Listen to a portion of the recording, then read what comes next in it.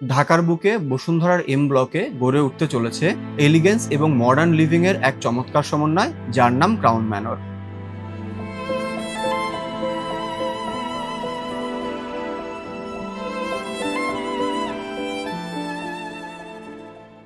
প্রতিটি আর্কিটেকচারাল ডিজাইনের পিছনেই একটা ভিশন থাকে। এই পার্টিকুলার প্রজেক্টটিতে ভিশন হিসেবে আমি চিন্তা করেছি ম্যাক্সিমাম কমফোর্ট। আমরা যখন ডিজাইনটি শুরু করি, আমাদের প্রপোজালে ছিল প্রতি ফ্লোরে ২টি করে ইউনিট। সাধারণত যেটা হয় যে কোনো একটা ইউনিট সামনে চলে আসে, কোনো একটা ইউনিট পিছে চলে আসে। সেই জায়গা থেকে আমরা চেষ্টা করি সেটা হচ্ছে ২টি ইউনিটকেই যেন আমরা সামনের দিক প্রোভাইড করতে পারি এবং নর্থ সাউথ ওরিয়েন্টেশনে রাখতে পারি।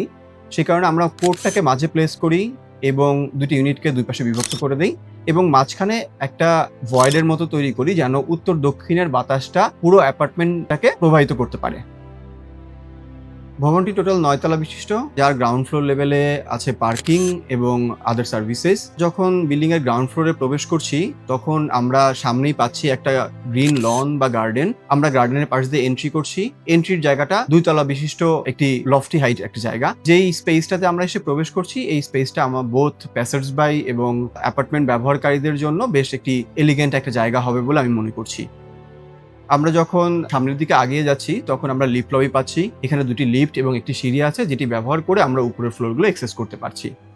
ফার্স্ট ফ্লোর লেভেলে একটি মাল্টিপারপাস হল আছে, যেটাকে আমরা বলছি মিট অ্যান্ড গ্রিট, যেখানে আসলে এখানকার রেসিডেন্টস যারা আছেন তারা চাইলেই এই জায়গাটাতে একটা পার্টি বা ইন্টার টিম বিল্ডিং বা কোনো অ্যাক্টিভিটি আসলে তৈরি করতে পারেন, সেরকম একটা জায়গা হিসেবে আমরা প্রপোজ করছি জায়গাটাকে। উপরের বাকি যে ৭টি ফ্লোর, সেগুলোতে প্রত্যেকটাতে ২টি করে ইউনিট আছে।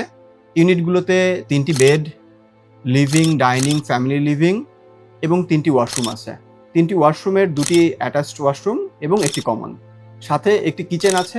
কিচেনের সাথে কিচেন অ্যামিনিটিস এবং পাশাপাশি একটি ড্রাই কিচেন অথবা আমরা ওপেন কিচেন যেটা বলি না কেন সেটা আছে। এখন মডার্ন লিভিং এর ড্রাই কিচেনটা সবাই বেশ পছন্দ করেন। তারা ছোট একটি ব্রেকফাস্ট কাউন্টারের মতো এখানে সকালবেলা ব্রেকফাস্ট করলেন এবং তারপরে খুব ফাস্ট বের হয়ে গেলেন। এরকম একটা স্পেস হিসেবে আমরা ব্রেকফাস্ট কাউন্টারটাকে ডিজাইন করেছি। ঢাকা শহরে সবুজের পরিমাণ যথেষ্ট কমে যাচ্ছে।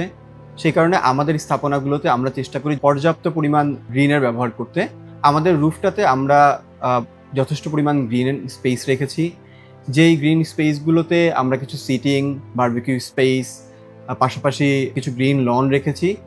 এই স্পেসগুলো রেসিডেন্টসদের মধ্যে ইন্টারনাল বন্ড তৈরি করতে সাহায্য করবে। সর্বোপরি এই স্থাপনাটিতে আমি চেষ্টা করেছি ন্যাচারাল ভেন্টিলেশন, ডে লাইট এবং গ্রিনারি ইনকর্পোরেট করে রেসিডেন্টসদের মাঝে একটি ম্যাক্সিমাম কমফোর্টেবল লিভিং এক্সপিরিয়েন্স দেয়ার।